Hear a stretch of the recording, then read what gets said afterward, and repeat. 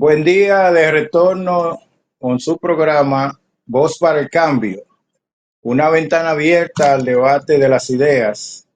Hoy martes nos toca sustituir al amigo Poncerra, que siempre trata los temas internacionales, con el amigo e intelectual José Ismael Román, que en breve lo tendremos en sintonía para conversar sobre los últimos acontecimientos o los acontecimientos más importantes que han ocurrido en el plano internacional desde anoche y en el día de hoy, y también durante la semana. Así que esperamos que en breves momentos tengamos conectado a nuestro amigo y hermano José Ismael Román para conversar. Hay un tema muy importante que fue una sorpresa anoche para el mundo: la propuesta de plan de paz, como ellos le denominan, del presidente de Estados Unidos, Donald Trump, y el primer ministro de Israel, Benjamín Netanyahu. Ustedes saben que ese conflicto de Israel, que ya va girando hacia 2 años, que Israel está prácticamente arrasando con el pueblo de Gaza, arrasando con la población palestina, con lo que se ha denominado como un genocidio, aunque ellos le llamen de otro nombre. Esa es la verdad, es un genocidio, pues hay miles y miles de palestinos muertos por los bombardeos indiscriminados de Israel, niños, jóvenes, ancianos, mujeres, etcétera. Entonces, esperamos abordar con José Ismael este tema que ha sorprendido al mundo, repito, ¿no? Esa propuesta, vamos a decir, tan de repente para supuestamente acabar con la guerra que mantiene Israel contra el pueblo de Palestina, indefenso, ¿no? Y hay 20 puntos que fueron planteados, y nos llama mucho la atención que uno de los puntos es que el presidente Trump va a ser como una especie de presidente lejano, vamos a decir, o va a tutelar esa supuesta transición que de el grupo de resistencia palestino Hamas acepte, pues iniciaría una nueva etapa en Palestina, y supuestamente va a haber un proceso de reconstrucción. Y como decía el Che, que quizás José Ismael podrá recordarnos esa frase del Che, que en el imperialismo no se podía Ajá. confiar ni un tantito así. Entonces, eh, se duda siempre de lo que plantea Estados Unidos, y se duda siempre de que cumpla con su palabra. Aunque ahí lo que se plantea es prácticamente la desarticulación de ese grupo de resistencia palestina y Bueno, el dominio, la tutela, principalmente personalmente de Donald Trump, de los destinos de Palestina. O sea, son 20 puntos que hay que esperar eh, la respuesta que va a dar el gobierno de Palestina y también el grupo de resistencia Hamas. Entonces, eh, estamos esperando en el transcurso del día a ver cuál va a ser la reacción, no solamente de Palestina, del gobierno de Palestina y de la resistencia, sino del mundo, ante esta propuesta de plan que, repito, incluye 20 puntos y que va a ser tutelado por Trump, pero no quiere ni en pintura al grupo de resistencia palestino, que uno de los objetivos, me imagino, es su destrucción, su desarticulación. Aquí tenemos ya en pantalla a José Ismael Román. Estaba comentando, mi querido amigo, sobre la propuesta que sorprendió al mundo. A mí me sorprendió anoche, ¿no? De los 20 puntos del supuesto plan de paz que propone Donald Trump y Netanyahu para acabar o ellos acabar con el genocidio. Ellos dicen con la guerra, pero es un genocidio, ¿no? No es una guerra, porque cuando hay una guerra hay dos bandos enfrentados, ¿no?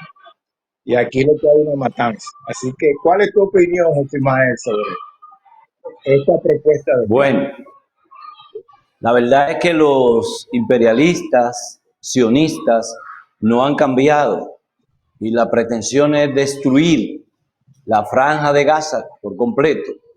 Ya más de un 90% ha sido arrasada.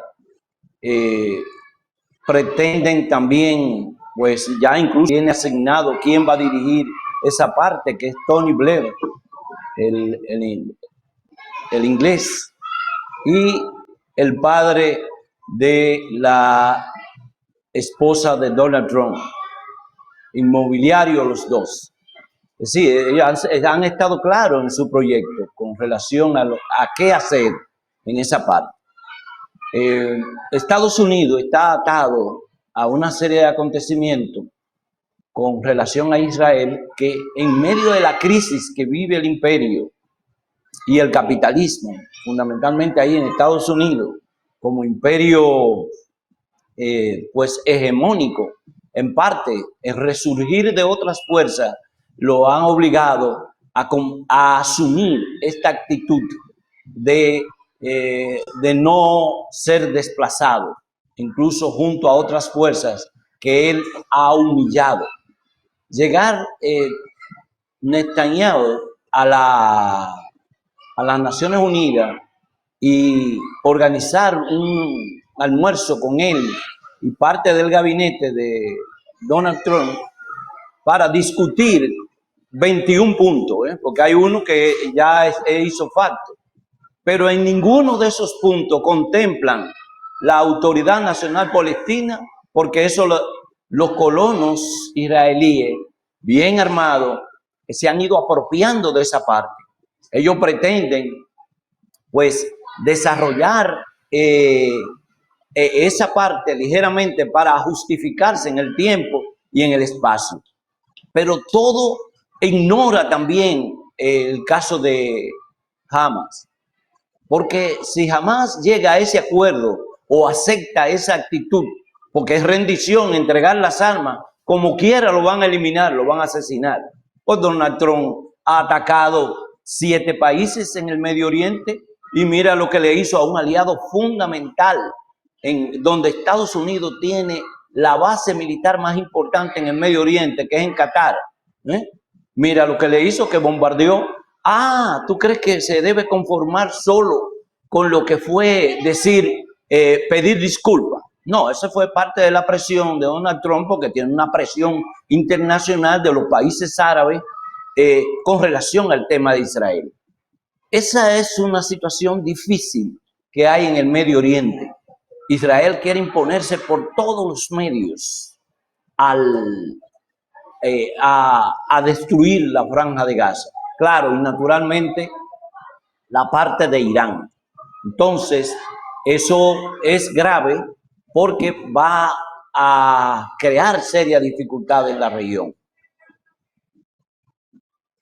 ¿Tú crees, José Ismael, por qué surge? Yo tengo la idea, ¿por qué surge ahora, en plena asamblea, cuando se está celebrando la asamblea de la ONU y días antes fue repudiado Netanyahu? por cerca de 77 países y abandonaron la sala cuando él iba a hablar. Entonces, yo no sé si eso tuvo, si ya estaba preconcebido ese plan hace días, o si de alguna manera ese repudio pudo haber incidido en esa toma de decisión o en esa propuesta de plan que, como yo decía antes de tú conectarte, eh, recordando la frase de Che, de que en el imperialismo no se puede confiar ni un tantito así. Entonces, ¿cómo tú valoras esto? O sea, ¿cómo podemos valorar ese repudio que tuvo él en Naciones Unidas, Netanyahu? Eh, Quizás silenciosamente también lo tuvo Donald Trump, pero no abandonaron la sala, ¿no? El momento de Donald Trump hablar, que fue el primero que habló en la Asamblea de las Naciones Unidas. ¿Cuál sería también la posición en el mundo sobre esto? Porque pone a la resistencia palestina, vamos a decir, bueno, es una forma o es una oportunidad de por lo menos que se pare el genocidio, pero a un costo muy alto, ¿no? Yo lo veo así, a un costo muy alto, porque es en base a la capitulación, en base a la rendición, en base a que se integre la resistencia palestina y además desplazando, como tú dices, a la autoridad palestina. ¿Qué tú crees Sí, de esa mira, situación? yo creo que esta es una situación muy difícil. Netanyahu fue ahí a ese hemiciclo, organismo internacional que se ha ido desacreditando, y Estados Unidos está en esa línea de no darle el valor que se merece. Por eso el, el, el encargado de las relaciones internacionales de Estados Unidos, Marco Rubio, dijo que eso no tenía que ver. 152 países reconocen el Estado palestino y ellos no son capaces de aceptarlo, no porque eso no tiene valor. Entonces, fue una gran derrota para Israel. Se quedó solo en el hemiciclo hablando. Fueron pocos países, entre esos la República Dominicana, que fue de lo que se quedó ahí y que vive apoyando todas las políticas de genocidio y de acción y agresión que se acometen, que acomete Estados Unidos e Israel. República Dominicana tiene unas relaciones importantes con Israel, históricas, hay que reconocerlo así. Entonces, fue un discurso lleno de prepotencia, de arrogancia. Nosotros hemos eliminado a tales, a tales. Sí, ya decía, que es lo que decía el Che, como tú citas. Si creen un tantito así en los Estados Unidos e Israel, están fracasados. Porque Israel lo va a eliminar como quiera. Y dijo ahí en esa intervención, no habrá un Estado palestino. Entonces la comunidad internacional se ha dado cuenta, es tan descarado el genocidio que se está dando en la Franja de Gaza, una con las pretensiones de meter una serie de capitales en la zona, capitales inmobiliarios, y además de eso desplazar todo un pueblo a otras tierras que no lo quieren recibir. No es un problema de solidaridad. Estados Unidos ha estado presionando, a ver, por ejemplo, en la parte del Sinaí y otros sitios, en un desierto, llevar a los palestinos allí. Pero no le interesa a los palestinos ni además a esos países, porque es un problema por encima del que tienen en la región. Mira cómo con toda la anuencia de Estados Unidos, Israel actúa y solo le pide a Qatar y Estados Unidos piden que Israel se disculpe. Cuando hayan muerto y han agredido un país, han afectado la soberanía, entonces no se entiende. Señores, los organismos internacionales están en descrédito y la muestra palpable es cómo este hombre se burla. Ahora, perder aliado tan importante, que ahora una de las cosas que debemos resaltar fue que Irán le hizo un hackeo a todo lo que es el programa atómico que Nuclear. tiene Israel, nuclear. Entonces, en ese programa aparecen todos los científicos, tanto de Europa y de otra parte del mundo, que han asistido a Israel para desarrollar ese programa nuclear, que no es reconocido ni admitido hablo por la Comisión Internacional de Energía Atómica, la posesión de armas atómicas para Israel. En cambio, quieren limitar a Irán no solo al enriquecimiento, sino también a que el sistema que ha desarrollado sobre la base del misilismo de grandes proporciones que alcanza un misil que ellos ahora probaron, 2.000 kilómetros, Estados Unidos e Israel quiere que destruyan todo este proyecto en aras de mantener la paz en la región. No importa lo que sea, Israel le va a entrar, porque es un proyecto concebido por los sionistas del gran Israel a base de los territorios ajenos. Ahí tiene el caso de Siria, a la otra parte de donde están agrediendo, donde tuvo Hezbollah, que tienen partes ocupadas, y sobre esa base es que Israel y Estados Unidos se han ido imponiendo en la región, pero eso lo está dejando solo. Estados Unidos tiene serias dificultades, no solo desde el punto militar. Mira, a partir de hoy, Estados Unidos no ha logrado armar el presupuesto de la nación, porque los demócratas están en contra y están negociando. Entonces son cosas internas, más la deuda interna y externa con los bonos del tesoro que tiene Estados Unidos. Es un problema serio para ese país, y en ese aleteo todos llevaremos. Y el escalamiento del conflicto que se está dando, no solo en Ucrania y Rusia, ¿no?, sino también, mira cómo vienen a agredir el Caribe, que nosotros los dominicanos debemos prestar solidaridad.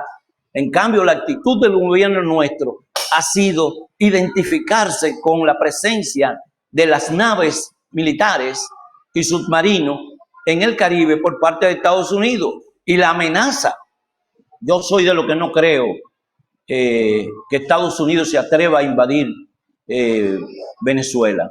Puede hacer acciones quirúrgicas, bombardear, tomar una zona y retirarse, porque es un país muy grande, además que tiene un nivel de preparación y de patriotismo insuflado en la gente en defensa de lo que es su territorio.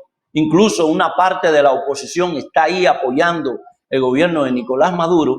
Entonces, esa dificultad que hay en nuestro Caribe, en el mundo, y creerle a las palabras de Donald Trump, estamos perdidos. Con tu permiso, Josimael, quisiera también, antes de terminar, que pudiéramos tocar el tema de Perú, que ha estado ardiendo en las últimas semanas. Prácticamente los 2 últimos fines de semana, el denominado grupo colectivo Generación Z ha movilizado miles y miles de personas frente al Congreso. Su intención era como repetir la misma situación de Nepal, de quemar el Congreso, pero no lo han podido dejar entrar. Yo le he estado dando seguimiento. Yo hago preguntas provocadoras en Facebook, y decía en una pregunta que cuándo va a surgir en el país una generación Z que se movilice contra las injusticias y las desigualdades. Y mucha gente me entró que eso no, pero en Perú, quienes han tomado el mando de esas movilizaciones masivas, incluso a nivel nacional, no solamente en la capital, así han sido jóvenes de esa llamada generación Z. ¿Cuál es tu opinión sobre esta situación de Perú? Sí, mira, la situación de Perú es grave. Estados Unidos sigue soportando, sosteniendo, mejor dicho, esa presidenta de facto. Y el presidente que salió electo, Pedro Castillo, sigue preso todavía. ¿Eh? Hay tantas injusticias y el nivel de popularidad es tan bajo que están hablando de un 5%. Una cosa es con guitarra y otra es con violín. Mire el caso de Ecuador, cómo Estados Unidos pues habla de la ilegalidad, en el caso de Venezuela, ¿eh? Y en cambio en Perú, Ecuador y otros sitios donde ellos han logrado sostener. Ahora, ¿qué es lo importante, lo que tú sacas a relucir con relación a la generación Z? En la República, en Perú, hay un nivel de politización importante. ¿Sí? Por eso el juego que han logrado desarrollar las organizaciones populares, indígenas y así sucesivamente. Por tanto, en República Dominicana, yo creo que se va a producir en el mundo cualquier acción que se dé va a beneficiar al mundo, cualquier acción desde el punto de vista guerrerista. Pero por ahora, en la República Dominicana, los movimientos han estado también encabezados por jóvenes. Por ejemplo, ahí lo vimos con el caso del 4%. Lo vimos en Marcha Verde, donde estuvo la juventud integrada contra la corrupción. La cantidad de movilizaciones que hay aquí en este país también contra el problema minero, y los problemas sociales, la falta de, el problema energético, el problema de la salud, la corrupción, el movimiento de Contra el los... Código Penal, contra el Código Penal también. Exacto. Entonces, cosas como esta, ella llegará a pesar del nivel de alienación que tiene nuestra juventud, porque los Estados Unidos han logrado hacer un trabajo importante en nuestra sociedad, donde los jóvenes, muchos no le prestan la atención debida.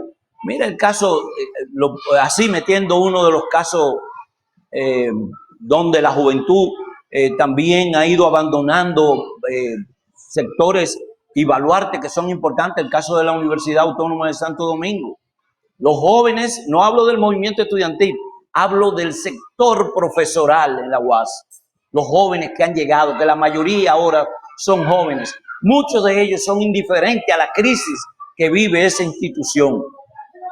Una de las instituciones en este país que le garantiza la permanencia en su puesto es esa institución. En cambio, hay tanta indiferencia, hay más las tratativas que tienen las organizaciones que allí, tanto de derecha, que son las que dirigen la institución, como sectores de izquierda. Entonces, creo en la juventud. La juventud tendrá que empoderarse como lo ha ido haciendo, y tomando muestra no solo de Perú, sino de otros lados, el caso de Venezuela. Mire cómo está esa juventud, ancianos, jóvenes, viejos, lo que usted quiera decir, metido todo en ese nacionalismo a defender su patria. República Dominicana yo creo que tendrá el momento en que esa generación y los que somos adultos, que iremos detrás empujando para producir los cambios que no solo se queden para las elecciones tradicionales que serán en el 2028. Así es, lo importante de esos movimientos es quién lo dirige, que no caiga en manos de sectores que, por ejemplo, como pasó en una parte de Mancha Verde, ¿no? Que la dirección de Mancha Verde estuvo en manos de personas que no eran realmente, vamos a decir, del movimiento popular, que no representaban los intereses realmente, sino intereses partidarios, y que ahí se demostró con la llegada al gobierno del PRM. Entonces, a veces una discusión se ha dicho, no, que la generación Z es la que tiene un celular en la mano, que lo que cae con asuntos sin importancia, con los fake news, el problema es la dirección, ¿no? Hay que ver quién dirige, porque la derecha utiliza esos movimientos. Ahora, las organizaciones alternativas que cuestionan el sistema nunca se ponen en capacidad de dirigir esos movimientos. Entonces caen en manos, vamos a decir, de sectores de la derecha. Hay que decirlo abiertamente.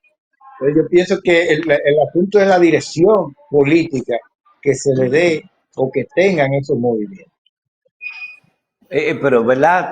Hay algunos aprestos importantes de los sectores políticos de izquierda y gente que no está en los partidos políticos tratando de articularse para avanzar. La esperanza nunca la vamos a perder.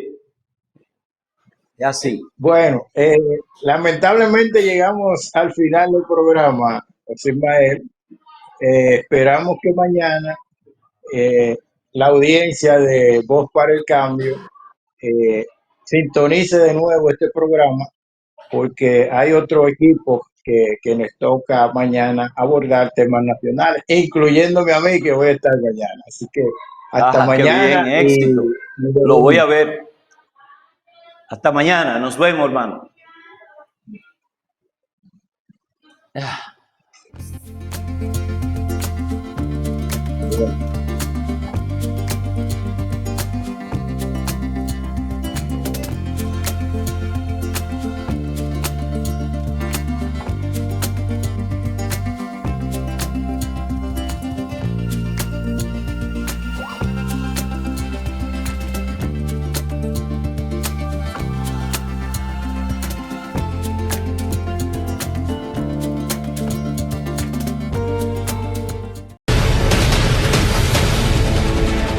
Todas las mañanas, de lunes a viernes, Alfonso Torres y un equipo de profesionales, periodistas,